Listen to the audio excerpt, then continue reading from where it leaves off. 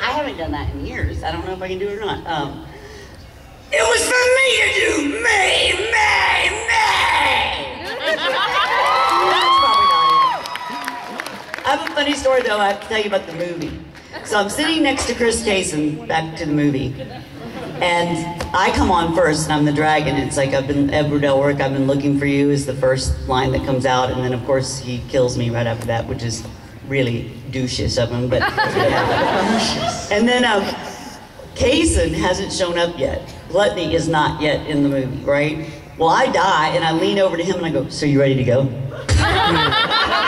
And he's like, I'm not even in it. I'm like, oh, well, I was like, they killed me. I'm like, ready to bail. The movie wasn't over. I'm like, ready to leave?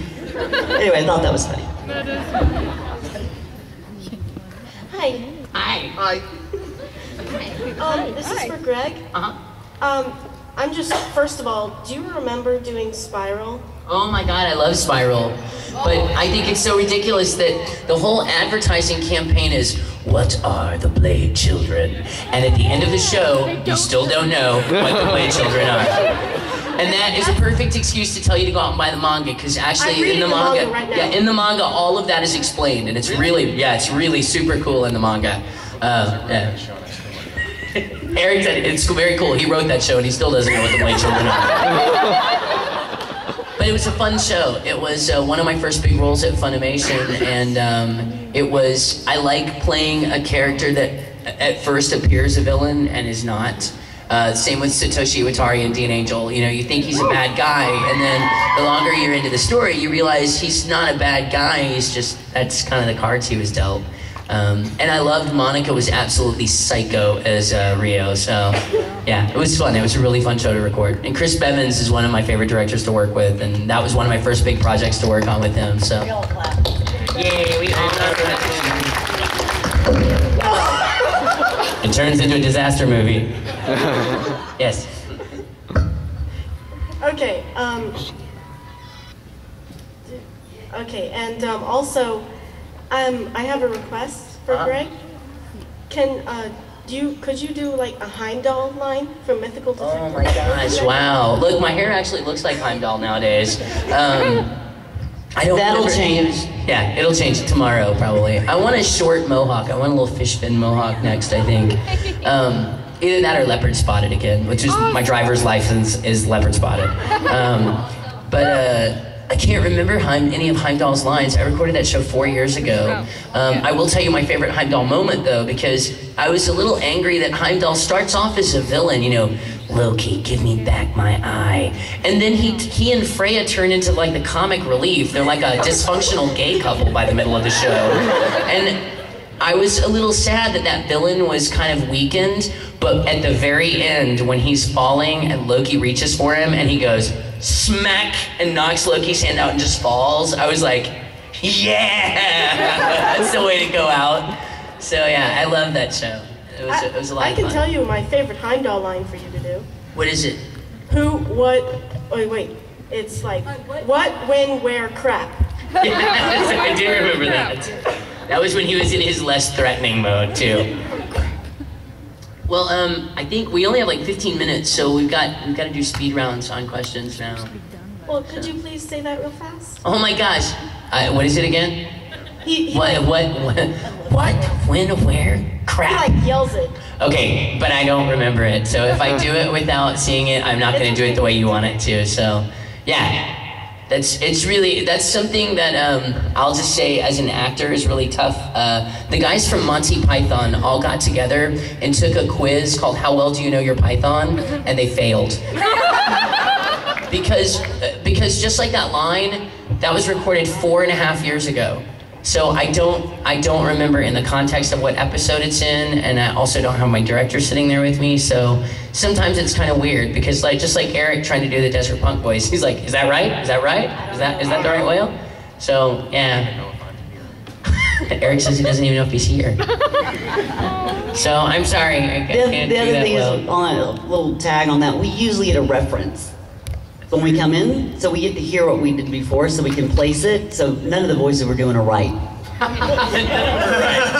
We're not making crap up. thank you for my Belsner.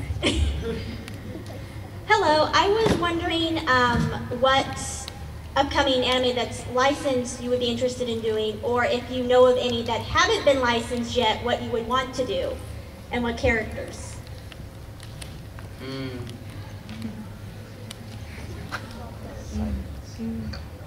I have a feeling that this is the kind of question, if we answer, No, I don't have an answer that I want to hear. we get fired. You know? I really don't know. Mainly because you've probably heard like the kind of hours that we work and how often we're working, and we're pretty entrenched in what we do. I know at the end of my day, I unplug completely. So I have no idea what's out there or what's coming down the pipe, anything like that.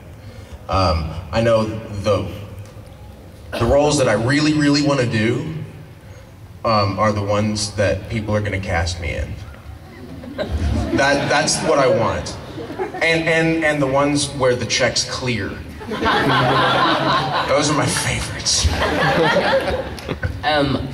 I have heard nothing but good things about Italia. But that being said, I don't watch anything that's unlicensed because that's one of the reasons this anime industry is dying. So I don't watch things ahead of time. So as much as I hear good about Italia, I don't know if there's even a role that's right for me in that show. Yeah, I made art out of my sunglasses. That being said, there are a few shows like Loveless that was never dubbed. And also, I did a show a long time ago called Super Gals, and they released the second season, but they released it subtitled only. So I would like to go back and finish that show. I would like for Funimation to finish Kodacha. I love Little Tsuyoshi. I would like to do shows that haven't seen the end of the tunnel as far as the production is concerned. But as far as me watching anything that's not out, it's against the law. And I don't support it because it's the reason Geneon doesn't exist and it's the reason ADV doesn't exist. So stop downloading things and buy it. Watch licensed anime. Yes. Like, one for Wendy. For you, of course. You look fantastic. Thank you. What was your favorite envy moment? I love the scene in the lab where Envy says, I don't know, I'm really more of a pacifist myself. She's very docile creature at that point. I love the moment that I first meet Ed. So that's my favorite. All right, thank you. Hey there. My question is about production. I'm studying audio production. Wow. And my question was, what advice do you have for someone who's looking to become an engineer? What advice do you have for engineers out there? All right. Pro Tools. Learn Pro Tools. Learn Pro Tools like the back of your hand, and specifically learn keystrokes in Pro Tools. The guys that we work with, the ones that we consider almost gods, are people that know that software inside and out. Jason Grundy, who is now directing at Funimation, was my director. He was my sound engineer when we did the director's cut of Evangelion for ADV. There was a take that was probably the best take we got, but I leaned on the music stand and it went. He removed that even though it went all the way through the line. It was like I farted and he did the same thing. So like being extremely well versed on Pro Tools and getting some experience working on a Pro Tools rig is super helpful. When we went to California and got a tour of the backlot, the sound studio they were using was a giant Pro Tools rig, but it was still a Pro Tools rig. So that's industry standard. That's what everybody uses. Music recording, audio recording. That's pretty much probably the standard digital workstation for everybody. I'd say don't, also I don't know exactly, you're here, so this may be what you want to do, is this kind of engineering. But don't limit yourself, to just this kind of recording. Reason being, I know a lot of the engineers that we work with, they're doing their 9 to 5 up at the studio with us. But they're gonna record something else on the weekend, they're gonna record some bands, mix some other things for some of their other friends. I know that I'm also a filmmaker, and I know that